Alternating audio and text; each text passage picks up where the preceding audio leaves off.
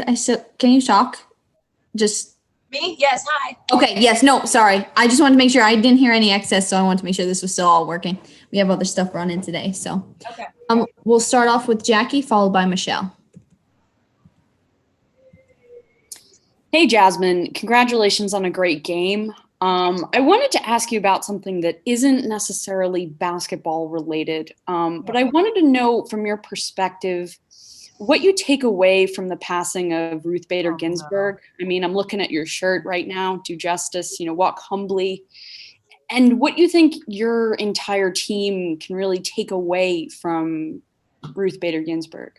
I mean, she's just a pioneer for women's rights and, an incredible woman and someone that's made an impact on so many lives. So anytime you lose someone like that, it hits home, especially for women in women's sports. And to follow up, did her passing motivate you all in any way today? I mean, it was pretty dramatic over the weekend.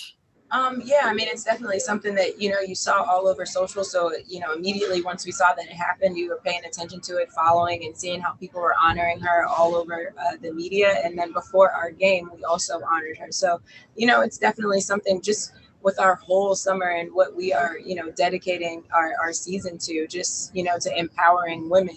I think that's definitely something that we feed off of. Thanks so much and great game. Thank you. Go ahead, Michelle. Jasmine, you have had some big scoring games before. We've seen that from you, but all things considered, when did you sort of know? When did you sort of just feel it out there today? This was going to be a really huge game for you. Honestly, we talked about it in the scout, just, what opportunities would be open for me.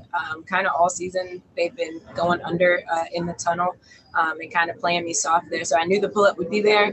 Took the first few of them without a conscience, with a lot of confidence, because I knew my teammates were expecting me to. And once those went in, I just felt good. Thank you. We'll go to Alexa, followed by Ned.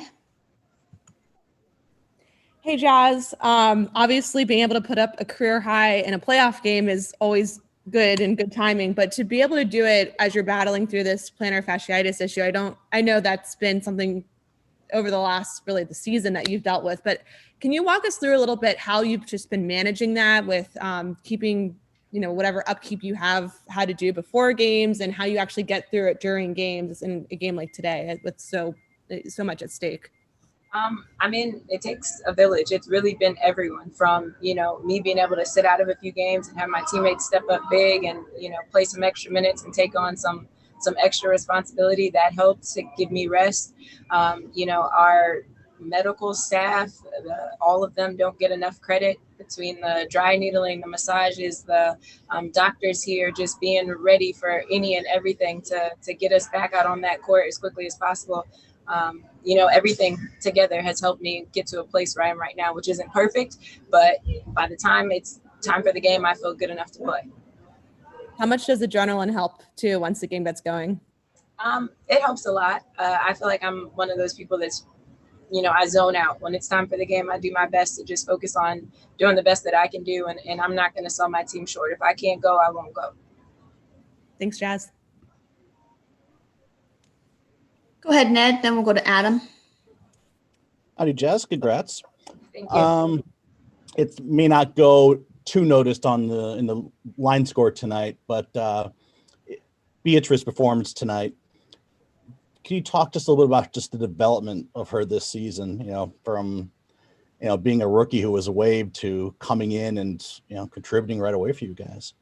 Yeah, I'm happy to talk about Beatrice. I feel like she has grown so much from training camp, where she was, like you would expect a rookie to be, picking up a lot at one time, kind of having to adjust to the speed and the physicality of, playing down there with Bree Jones and AT in practice. And I think now you're seeing what she's really capable of doing, and she still has so much more that she can do. She gets her balls on almost every rebound. She's a force in there defensively, changing shots and blocking shots.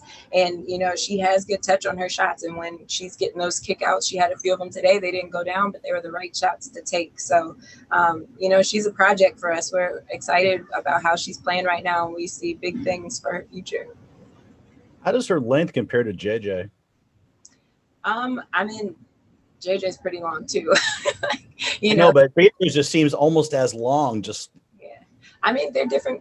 They play a different style of basketball, but that is something that she brings to us that we're missing with JJ. That rim protection and being able to grab down rebounds. Thank you. Yeah. Nice shirt, by the way. Thank you. Go ahead, Adam. Then we'll go to Doug and Dorothy. Jasmine, what does a game like this, especially game one of a series, what does it do for the team's confidence heading into games 2 and 3? I mean, it's always good when you feel like you're playing good basketball at the right time, and not just with this game, but with how we ended this season coming into the playoffs. We feel like we have good momentum, but we're an experienced team, so we know that you can't get too high. You take this win, you're proud of it, and then you let it go after today. We know that Vegas is a great team. There's a reason they're number one. It's a reason they have the MVP. They have great players over there and great coaching. They'll make adjustments, and we got to be ready to stay focused and play just as hard and tough next game.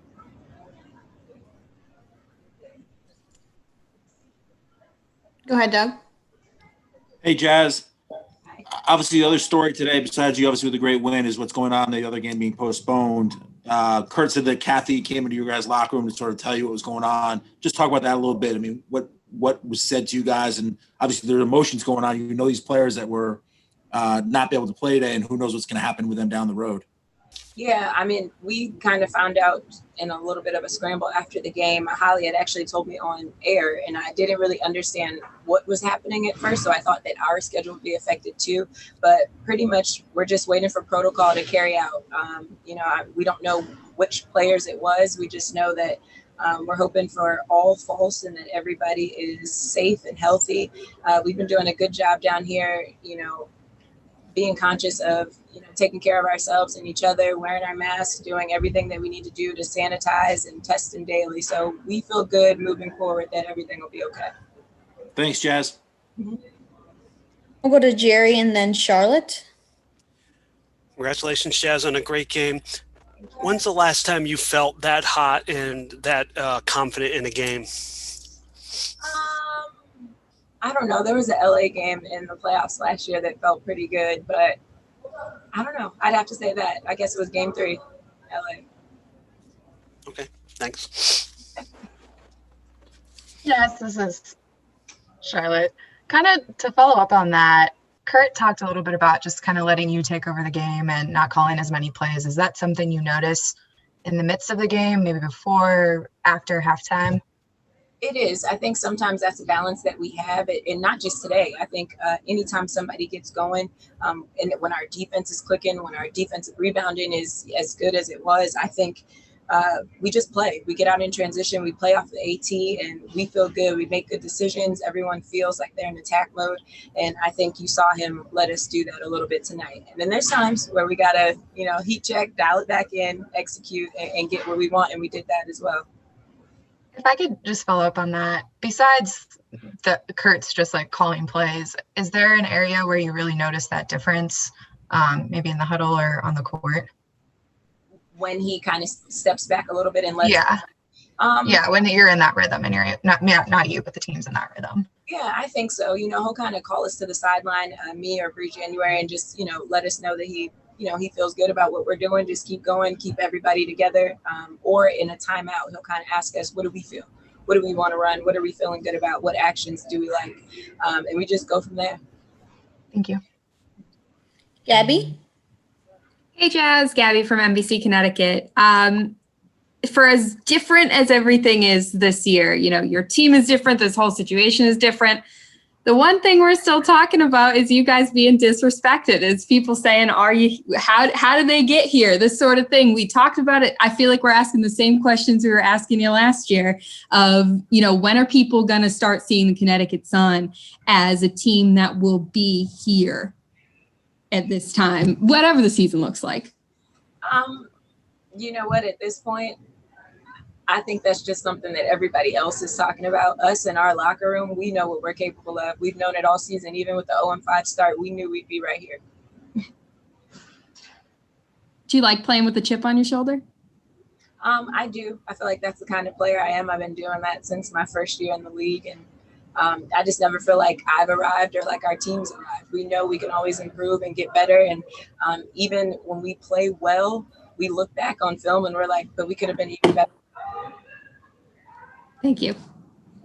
And we'll finish up with Dorothy and Michelle. Hi, Jasmine. Thanks for your time. Can you take us through the emotions that you have felt at the beginning of the season with the 0-5 start, the turnaround of the season, and now post-play? Talk about just the range of emotions and how you stayed focused and mentally locked in. I don't know if it's the experience, but I feel like I never really felt too high or too low. Like I said, I knew once we figured out things, once we got our chemistry going, once we played a little bit more together and settled in and figured out, how we wanted to play basketball, that things would feel a little better. And I'm just happy that that's happening right now during playoffs at the right time. Michelle? Yeah, Jasmine, just a question about the defense. Can you tell, as good a defensive player as you are, can you tell when you've just gotten a team completely out of rhythm? Because I don't think we've seen Las Vegas that shook up, honestly, where they're just not taking shots in rhythm. It just seemed like you guys disrupted them so much. Did you feel like this was one of your better games to do that against a team? Yeah, we go into every game with a defensive game plan and we just executed it. Everyone was on point. It helps having a defensive player of the year on your team when Alyssa is all over the place, rebounding, getting steals. She's just everywhere and we play off of her energy. We need that from her and she's the best in the league at that. Thank you. All right. You're all set. Thank you.